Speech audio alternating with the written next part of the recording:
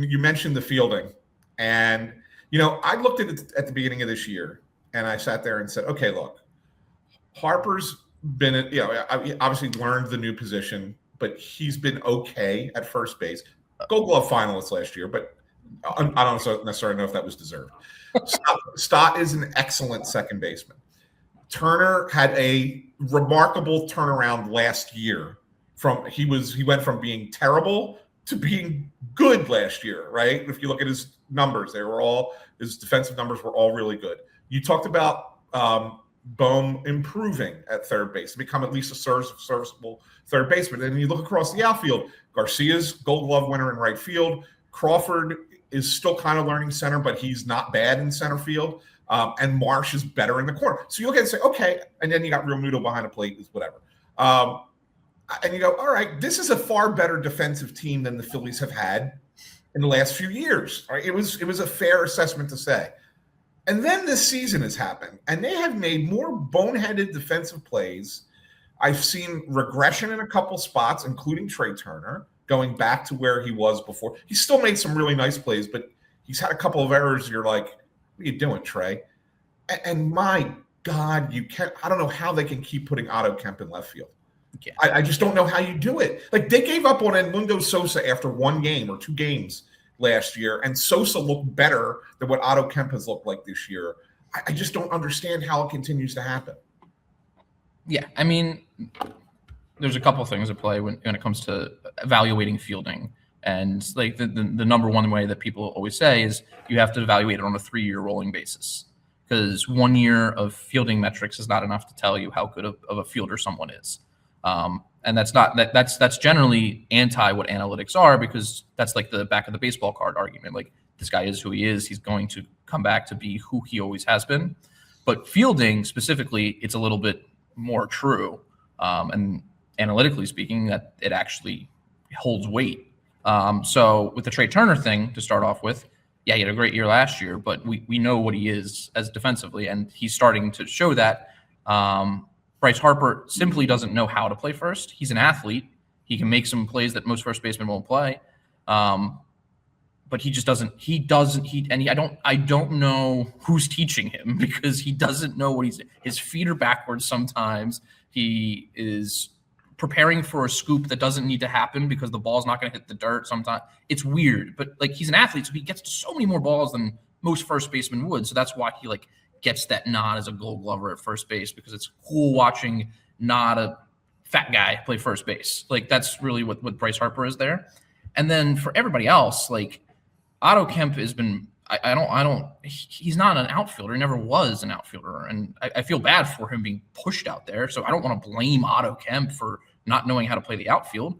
They're forcing him to play out of position because they don't want to call someone up, really, is the answer. They have guys that are down there they're outfielders that can be, probably are not quite MLB ready, but neither is Otto Kemp. Like, Otto Kemp is not MLB ready, and he's playing out of position. Well, they do have one guy that they could go to who is MLB ready, who could play the outfield, just doesn't have the versatility that Kemp does to potentially come in and play first base if Harper needs a day off, or can fill in technically at second or third if need be.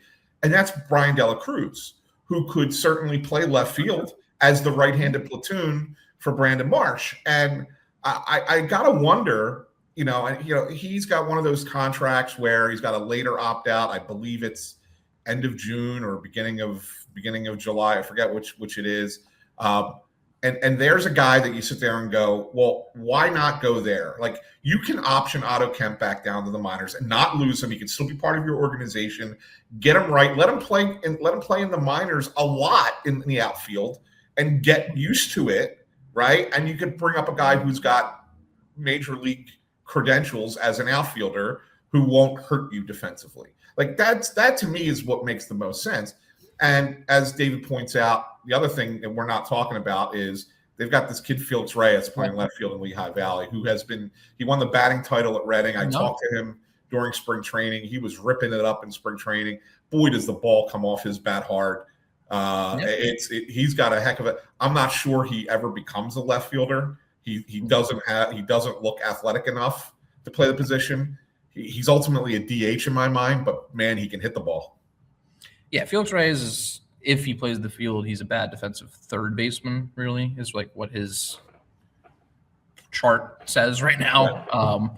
But yeah, I mean, here's the thing. They're forcing people into the outfield and have been because they statistically over the past 5 years have had one of the worst outfields in Major League Baseball. In a position where the outfield is supposed to produce most of your offense, it produces next to none of the Phillies offense. And the one excuse you have is if you have like a diamond center field defensive stud, which the Phillies have never had.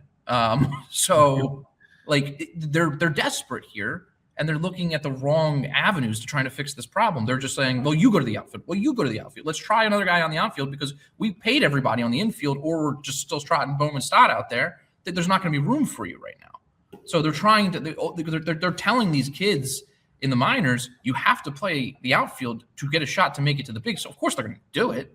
Of course they're going to be like, yeah, sure, I wanted to be in the big leagues, but like it's just that's a flawed philosophy to have. That really is. And so here's the thing. Here's the way I look at it. And I think, and you're not wrong with what you're saying.